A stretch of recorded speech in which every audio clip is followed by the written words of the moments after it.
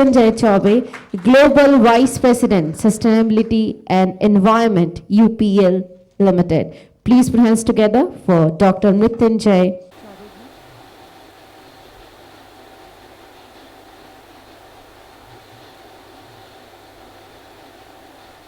Ladies and gentlemen, Dr. Mritunjay Chaubey is Sustainability, Environmental and Wastewater Treatment Expert of international repute. He has done PhD in Environmental Engineering from Indian Institute of Technology, IIT Delhi. He has nearly 24 years of professional working experience in renowned MNCs, Shell, Unilever, UPL and many more. Dr. Chaubey has made an unique position in corporate world by embedding sustainability and reducing the environmental footprint of big protection. Please put hands together here all over to Dr. Mritunjay Chaubey. Please put hands together everybody. Please welcome this wonderful speaker in the house. So, good morning to all of you. Let me thank Perfect Group to organizing this seminar. I think this is a perfect composition also, that we have member from the statutory bodies like MOEF, CPCB. Also, we have a member of the consultants group and from industry. So, I think whenever we drive sustainability or any environmental agenda, then all three needs to be together, and all the view from the all three very good. I think any member from the NGOs are also there, because they are also one of the important part of our discussion and our things. So fine, I think I shall take this time. I shall be very brief because several presenters are there. Here I shall take this opportunity to share how we are driving sustainability at UPL, and especially after Paris Agreement on climate change, we have changed our strategy at UPL, and we brought 4 sustainability goals in 2015-16. And one of important goals, that was number 1, was reducing environment footprint. And in 2016, we have taken target as the entire global group of UPL that we will reduce 30% environment footprint by 2020. And environment footprint means for us carbon emission, water consumption, wastewater discharge, and hazardous waste disposal. So all 4 together, everything should be 30% reduction in 5 years. And we achieved nearly, in some of the area we have even achieved more than 30%, and some of area slightly 1-2% here or there, but we have achieved in 2019-20. Again in 2019-20, we have taken the next target that from 1920 baseline, we will reduce further 25% by 2025. And that work going on, and I think we are at par. Whatever our targets are, we used to communicate every year at a start of year to all our plant globally. And the fear of this one in this seminar, which is best practices, pollution load assessment, life cycle assessment, risk assessment, carbon footprinting. I feel that this is a exercise which need daily. And at UPL, if you set the mechanism we have set, we used to do assessment on daily basis. We have 2 groups. One group in each and every plant, we have environment team, and they used to assess the pollution load and also the carbon footprinting and the risk assessment on daily basis. And at corporate, where I used to head globally, so every month without fail, all the plant used to report all the pollution load, all the carbon footprinting, risk assessment, and on monthly basis at corporate, we used to take and try to see that which plant is meeting the target, which plant is not meeting the target, and then we involve the discussion and try to see that they achieve the target. And I think the targeting and the reporting, that helped us a lot in achieving the environmental footprint reduction. And other benefit of, means in my opinion, sustainability is for the profitability of business. And what we have found that in 5 years, we have reduced nearly 30% our environment footprint. And the reduction in the carbon means reduction in energy bill, reduction in water bill, reduction in the waste disposal bill. Today, if you see at UPL, we have estimated nearly 45 million US dollar saving per year because of all these reduction. Before UPL, I was at Unilever, and at Unilever also I was nearly 5 years global sustainability in charge, and there I used to look nearly 500 factories. And there also my personal experience is that between 2010 to 2015, 5 years of time, we have reduced nearly 50% environment footprint of all the 500 factories of Unilever. And there our assessment was that nearly 100 million US dollar get saved because of reduction in the water bill, energy bill, and the waste bill. So based upon these two company experience, I can say that we have the data that sustainability is for the profitability of business. Now going to ahead to the presentation. This is about our company, UPL, and I am their Global Vice President and looking environment, sustainability, and green cell. And you can see the presentation.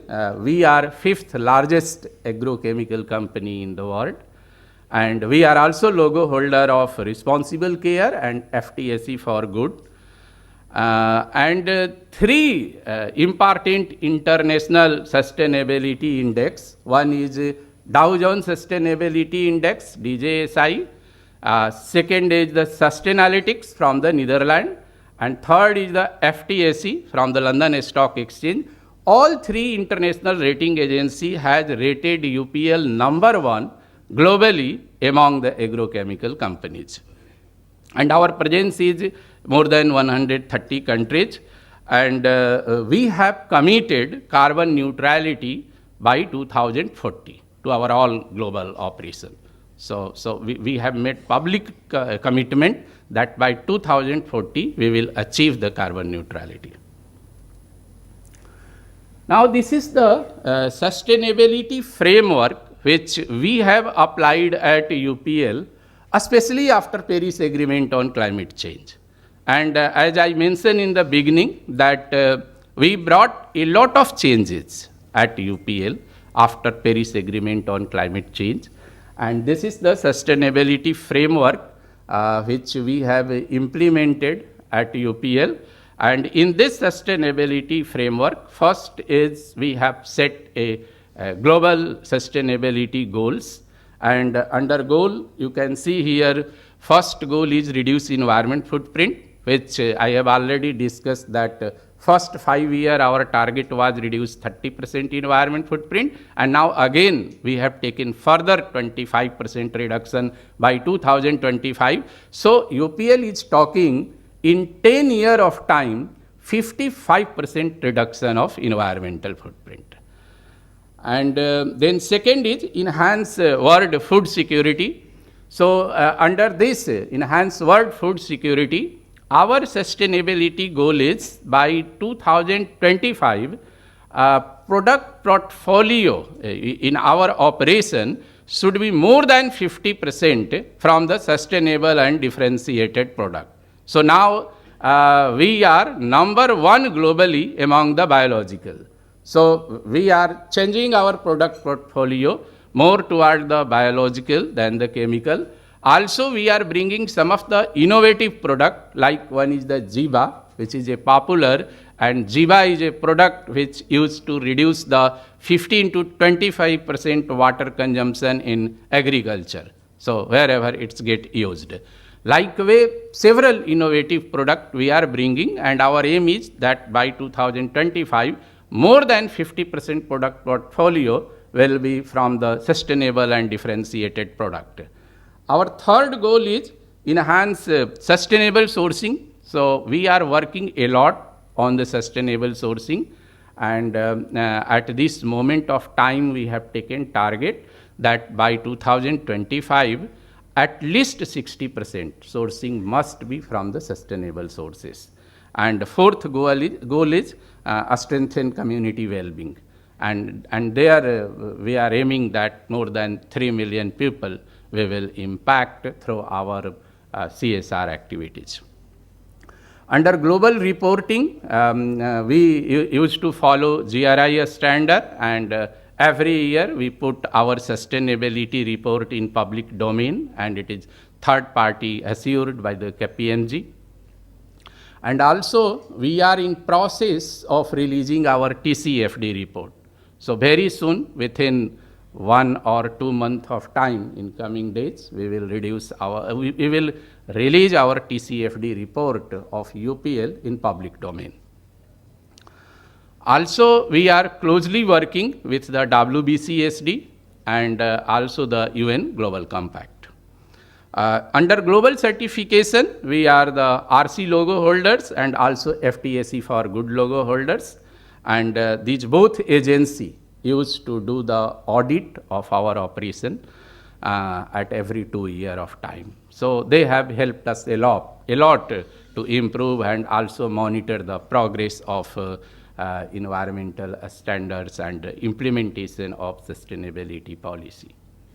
And last is global rating. So we used to participate in the Dow Jones Sustainability Index, FTSE Russell and Sustainalytics, and all these three international rating agencies has rated UPL number 1 among the agrochemical companies globally. Now this is the some of the performance, 5-year performance of UPL under ESG rating by international rating agency. So if you see first DJSI, you can see there is a 214% improvement in last 5 years, and FTSE Russell 112% improvement in the rating in last 5 years, and Sustainalytics here why it's reducing, because it is the risk reduction, so minimum is better, and there also we have reduced a lot of risk under Sustainalytics rating. So this is our performance. And today one important thing I want to share that UPL is the only agrochemical company in the world who have been listed in the Dow Jones Sustainability Index Sustainability Yearbook. So in Sustainability Yearbook, no other company, even globally 4 companies are bigger than us, but they are not listed in the Sustainability Yearbook. We are the only agrochemical company who have been listed. This is our performance, just 1 year performance, April 2021 to March 2022. And I have projected here relative performance that from last year, 2020-21, as compared what we have done in the just year which has been passed. And we have reduced water consumption 11%. in 1 year of time as compared to last year. And we have reduced 7% carbon emission as compared to last year. And we have reduced 17% specific waste as compared to last year. Today, our 2 largest operating plant, one at Jagadia and another at Ankleshwar, they are using 24% renewable energy. And 2 things we have taken. One is zero dependency on the groundwater. And in 2015-16, our dependency was very high on the groundwater, but we have taken target and given the target to all our operation globally that let's have zero dependency on the groundwater.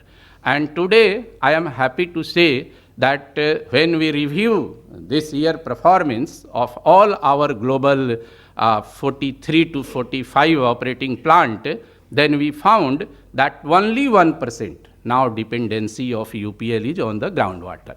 And why we are doing this? Because we personally feel that groundwater use is one of going to be a major conflict between the corporate and community.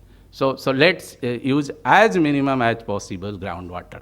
So today our dependency is 1%, and I am sure that our target is by 2025, zero dependency, but I am sure that the next year we will announce that we are using zero groundwater inside our operation. And the second drive we are taking, zero dependency on the CETP. And why we have taken this, in 15-16 if you see, we were connected with all the CETP. But what our thought process is that CETP operation is one of the major challenge.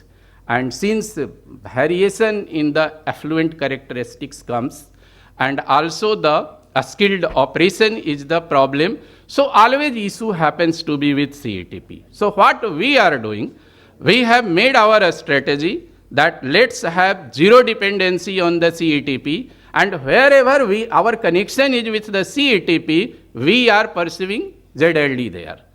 And because and maximum reuse recycle we are doing, and if at all some of the effluent stream we not able to do the recycle reuse, then there we are pursuing ZLD. But our target is zero dependency on the CETP. At this moment, now 16% our dependency is. Now this important things I want to I want to show that sustainability is for the profitability of business, not only by reducing the environment footprint, but also nowadays help to attract the investment. And last year, we discussed with some of the international banks, and we got sustainability linked loan, 1.5 billion US dollar, and those loans are linked with the sustainability performance of UPL.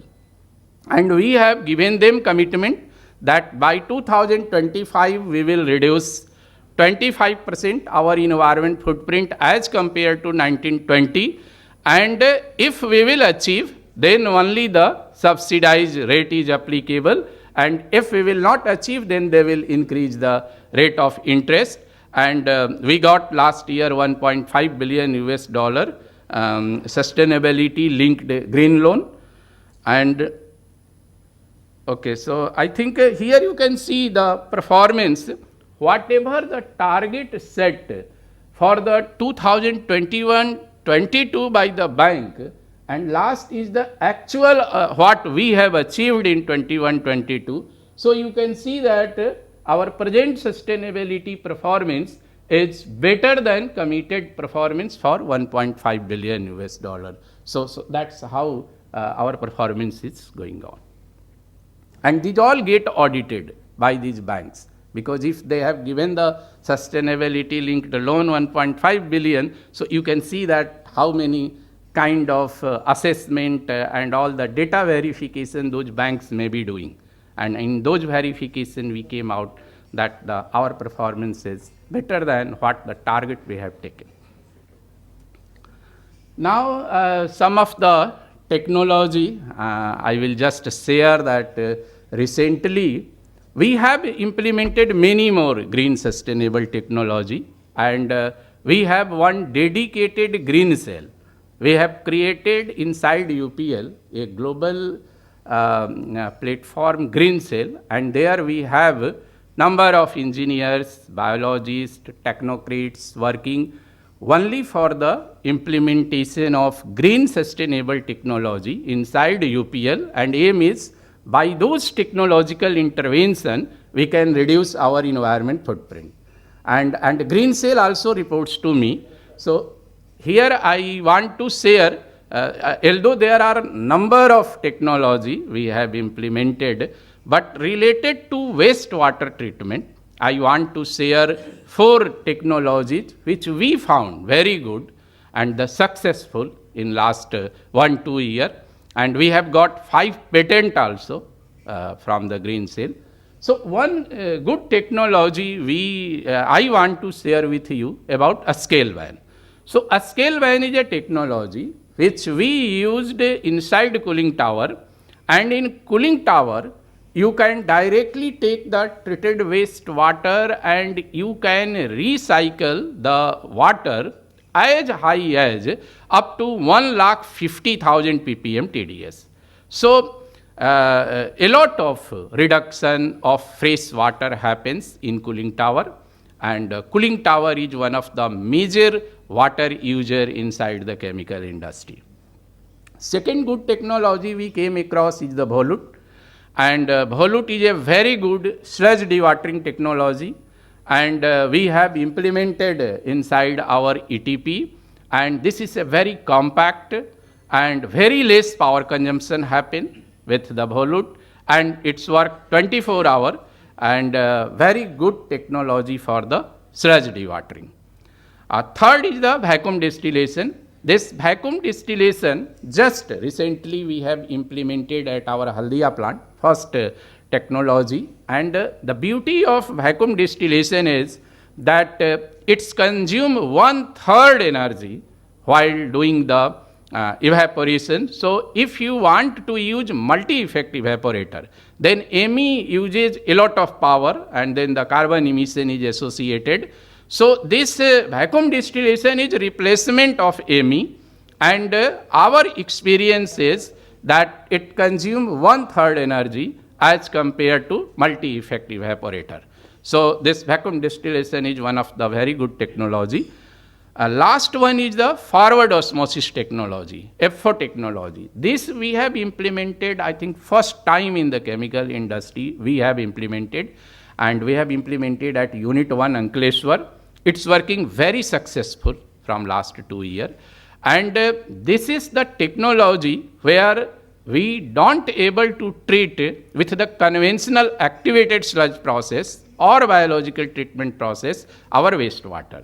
Suppose your TDS is higher in range of 50,000, 60,000 ppm, your COD is in range of 15,000, 20,000 ppm, then those who are expert of the wastewater, they may understand that 50,000 TDS, 15,000 COD, not possible to treat with the conventional biological treatment. So there only one thing is there, that you do the, you use the ME and then treat it, and a lot of carbon emission happen, a lot of energy consumption happen. We brought this new technology, FO, and forward osmosis help us to treat those stream very well, and by implementing we reduce our operating cost inside our operation for the wastewater treatment.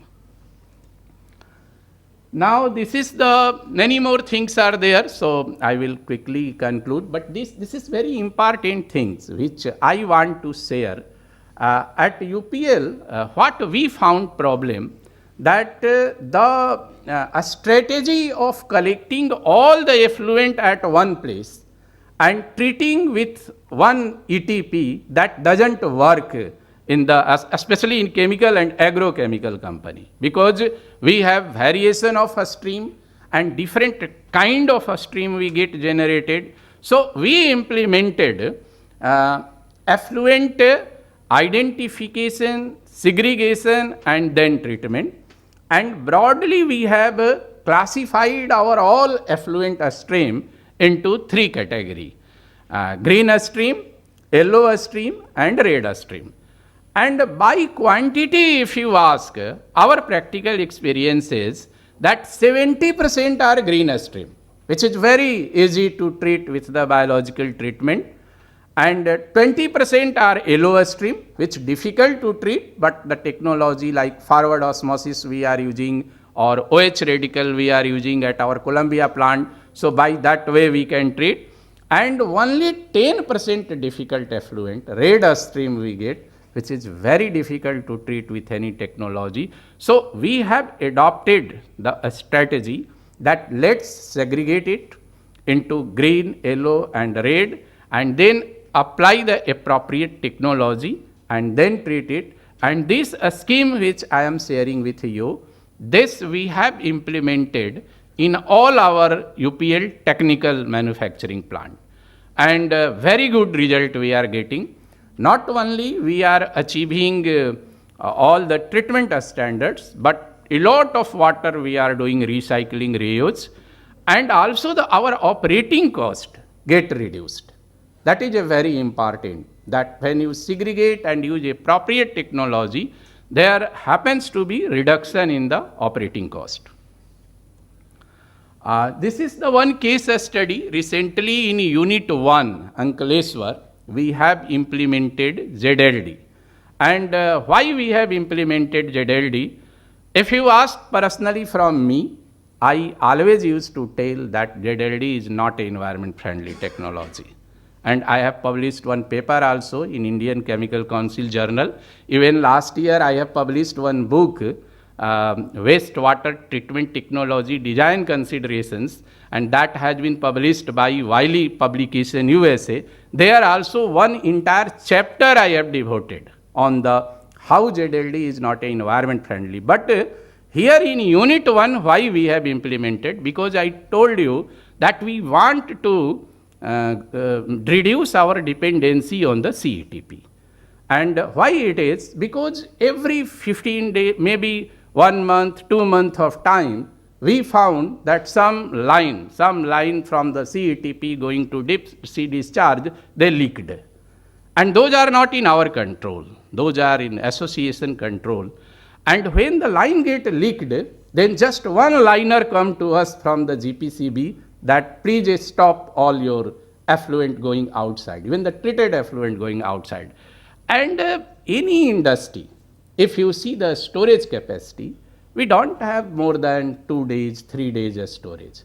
And if you have asked us to stop the wastewater going outside of premises for 15 days, 10 days, then we have to shut down our operation after 2 days, 3 days.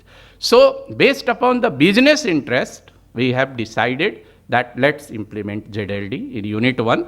But when we implemented last year ZLD in our Unit 1 Ankleshwar, then what I want to share here with you, that we have adopted 2-3 strategy by which we reduce our energy consumption and we have reduced our operating cost also. Because in the interest of environment, if we are using more energy, if we are doing more carbon emission, then that is not a environment friendly technique.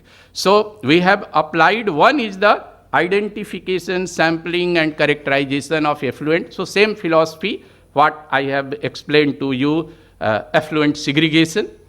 And then we have adopted some of the innovative technology and especially in IKI effluent, we have adopted a different kind of approach to treat it.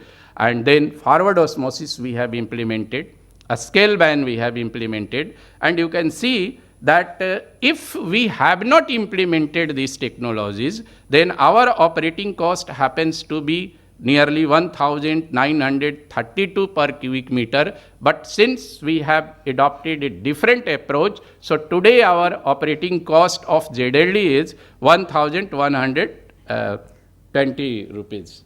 I think 20 rupees per cubic meter. So nearly 50% cost reduction and nearly 50% energy consumption we achieved while implementing the ZLD at Unit 1. Similarly, at WAPI Unit 0, there also we have implemented ZLD. only with that concept that there are also CETPs are there, always problem happen. So let's reduce the dependency on the CETP. But there also we have adopted innovative approach, and there we are achieving at lesser cost ZLD and 1300 rupees per cubic meter. And if we have not adopted this strategy and approach, then with conventional system it may end with 2000 rupees per cubic meter. So these are some of the technology where right now we are working, and this year we have taken the goal to implement this at Green Cell. And one is hydrodynamic cavitation. So there we are working, and we found this technology very good, energy efficient, and also difficult stream we can treat.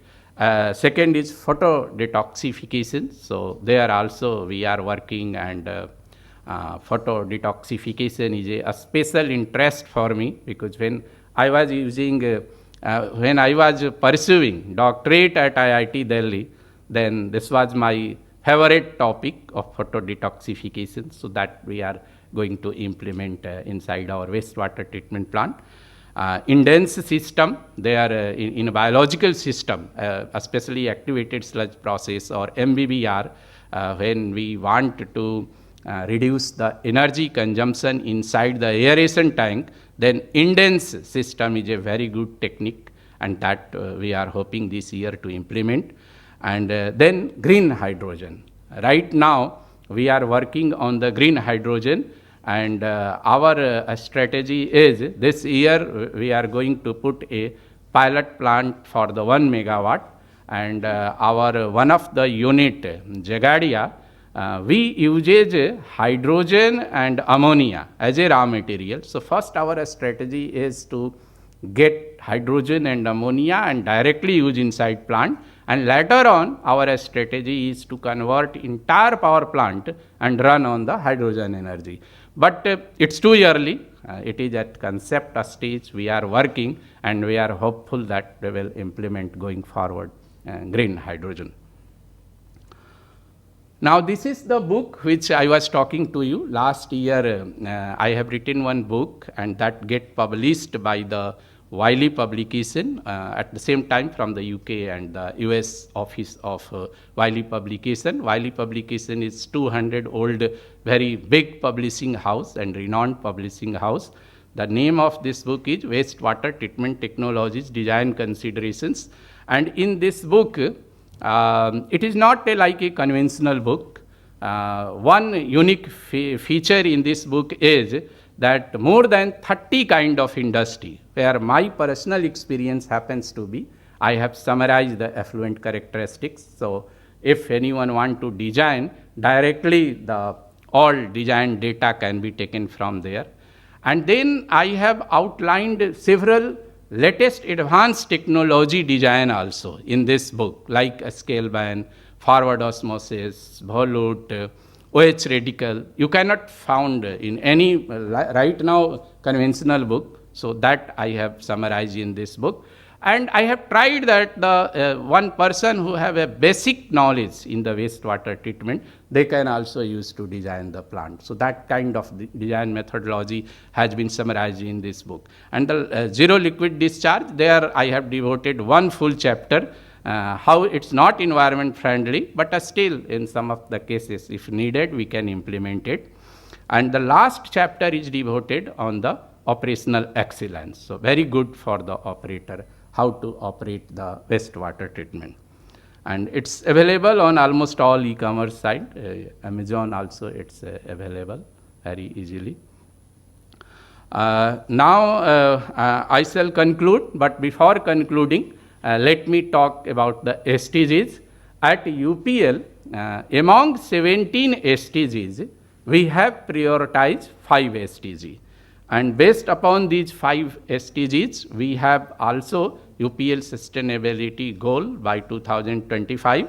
And you can see here, reduce environment footprint, enhance world food security, enhance sustainable sourcing, strengthen community well-being, and you can see the target also. So I don't want to devote much more time, because already at a start of time I have explain this target and goal of the UPL. So this is the last slide, and where right now, going ahead at UPL, we are focusing on environmental sides. We are focusing on the scope 3 emission calculation. So now our scope 3 emission calculation is ready, and we are going to publish in 1-2 months of time. Also, we have set our science-based target, and that also we are going to publish in public domain that what will be our science-based target. And TCFD report is also already prepared, and in coming 2-3 months you will see in the public domain TCFD report of the UPL. And sustainable sourcing. There we have done a lot of work, and we are focusing. On social front, we are focusing on reduce our LTIFR, and also we are focusing on the audit of all our safety data, because safety is very important for us. We are using Jexcon software to reduce our safety risk inside our plant. And also we are focusing on reducing the attrition rate. Today, the attrition rate is also one of the problems, especially in the chemical industry, because a lot of boom has come in India, especially after China problem. So attrition rate, to reduce the attrition rate, we are focusing. And on governance front, we are focusing that let's have a specific tax reporting for every region. It's not a global. Every region, how much tax we are paying to the government, let it go in the public domain. Also, on gender diversity, we are focusing at board level as well as inside plant also. Because in chemical industry, if you see as a whole, the gender diversity is not looking very good. So UPL is now going ahead focusing on those front. And customer satisfaction index, that is also a very important for us, and there we are focusing on governance front, and ISO 27001 implementation in all our IT infrastructure, because we feel that the cyber security is very important for any company, and that we are going to focus in coming days. So I think this on ESG, you can see environment, social governance, where going ahead we want to focus, that I have shared with you. And with that, I shall end my presentation. Thank you. Well, thank you so much, sir. Such a long and knowledgeable session. Now I want to request Mr. Praveen Bhagraji, please come on stage and please felicitate keynote speaker, Dr. Mritunjay Chaubey ji. And can we have huge applause, everybody? Thank you so much, Dr. Mritunjay Chaubey, for this wonderful session. It was so knowledgeable, inspiring, at the same time, very connecting. Thank you.